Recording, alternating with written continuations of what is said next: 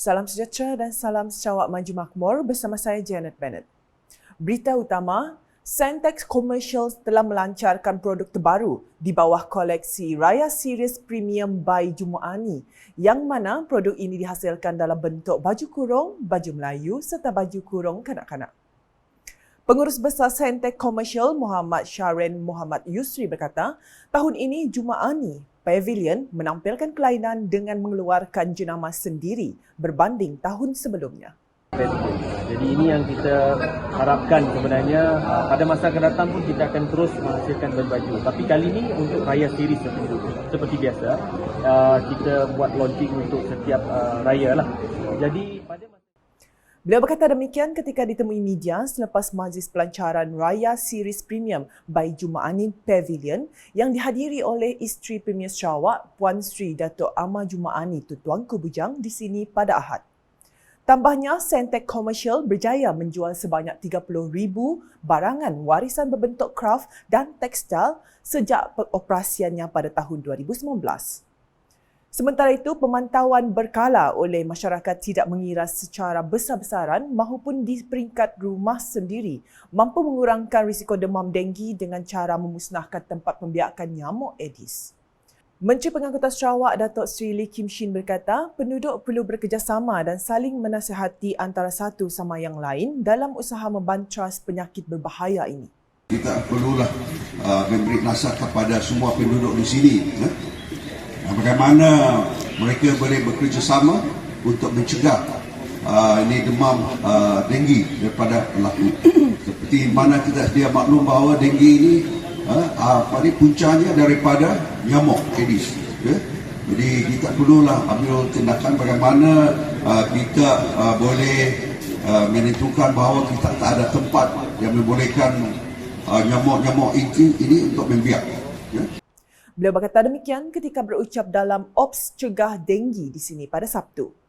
Tambah beliau lagi, Ketua Masyarakat dan Ketua Kaum KMKK haruslah sentiasa peka dan waspada dengan kawasan masing-masing dengan cara mengadakan gotong royong secara berkala dan melaporkan terus mana-mana kes demam denggi kepada pihak yang bertanggungjawab agar tindakan segera dapat diambil.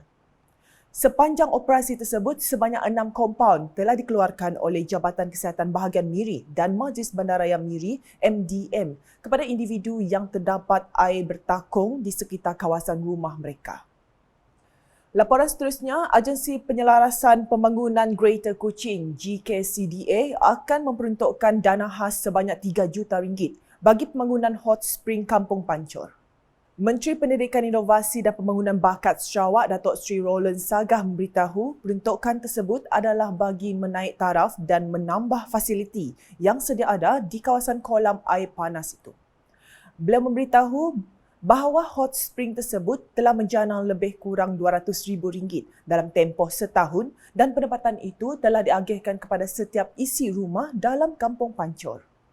Beliau juga ingin melihat lebih banyak projek yang dapat menambah kepada pendapatan rakyat serta mengangkat ekonomi masyarakat setempat dan bukannya projek glamour sahaja. Beliau berkata demikian semasa berucap pada majlis perasmian Bilik Gerakan Jawatankuasa Kemajuan dan Keselamatan Kampung JKKK Kampung Pancor Dayak di sini baru-baru ini. Sementara itu, Ahli Dewan Undangan Negeri Adun Tarat itu berkata, beliau juga ingin melihat ibu bapa dan anak-anak mengambil berat dalam bidang sains, teknologi, kejuruteraan dan matematik STEM. Dalam majlis sama, Datuk Seri Roland Sagah turut menyampaikan cek berjumlah RM30,000 kepada Kelab Ketua Masyarakat dan Ketua Kaum KMKK Tarat dan cek berjumlah RM40,000 kepada Jawatankuasa Pendidikan Tarat. Beliau juga menyampaikan sijil penyambungan jawatan kepada 10 KMKK dan 2 sijil lantikan setiausaha kampung kawasan Tarat. Selanjutnya, program Sukaneka Cuti Sekolah Dun Semop menyajikan acara-acara keramaian serta aktiviti sihat khas untuk kanak-kanak yang sedang bercuti sekolah di Konstitusi Semop.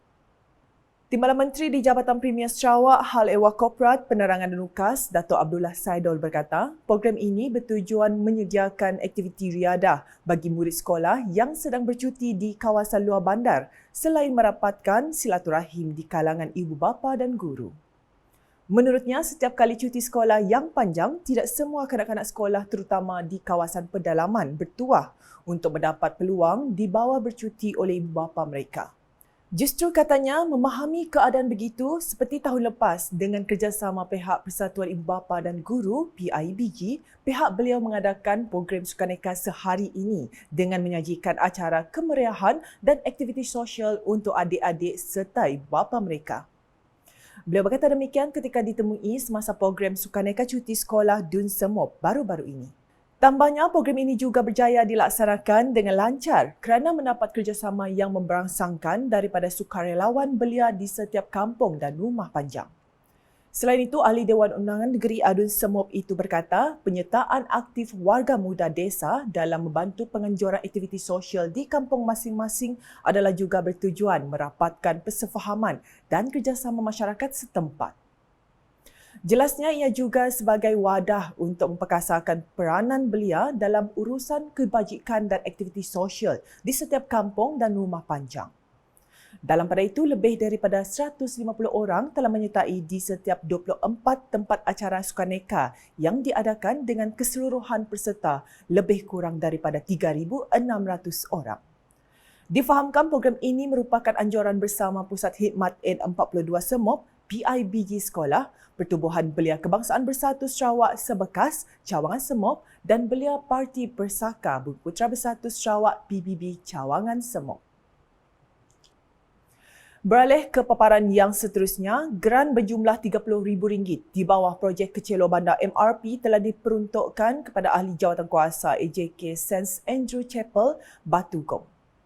Timbalan Menteri Pengangkutan Sarawak, Datuk Dr. Jerib Susil menyeru para hadirin majlis untuk berganding bahu dalam membantu pihak St. Andrew Chapel dalam usaha menaik taraf bangunan gereja itu. Beliau memberitahu bahawa chapel serta gereja merupakan tempat untuk penduduk berkumpul setiap minggu bagi mengeratkan hubungan serta tempat pembangunan kerohanian di kalangan masyarakat setempat. Beliau berkata demikian semasa berucap pada makan malam mengumpul dana di Siburan pada Sabtu. Dalam pada itu, Ahli Dewan Undangan Negeri Adun Mambong itu berkata, St. Andrew Chapel diharap dapat menjadi pusat keagamaan yang terbaik untuk umat Kristian bagi masyarakat Iban di sekitar Batu Gong. Tambahnya, masyarakat Sarawak amat bertuah kerana mempunyai agensi kerajaan Sarawak yang berperanan membantu institusi keagamaan iaitu Unit Hal Ehwal Agama-Agama Lain Unifor dalam usaha membangunkan agama-agama lain di negeri ini. Sekian edisi malam bersama saya, Janet Bennett. Berita lebih lanjut boleh didapati di semua platform media shortcast masuk portal cast.sarawak.gov.my dan UKAS channel di YouTube. Buletin edisi malam ini diakhiri dengan paparan video mengenai Visi Premier 2030 Bandar Pintar Sarawak. #Saluran Informasi Rakyat, Salam UKAS.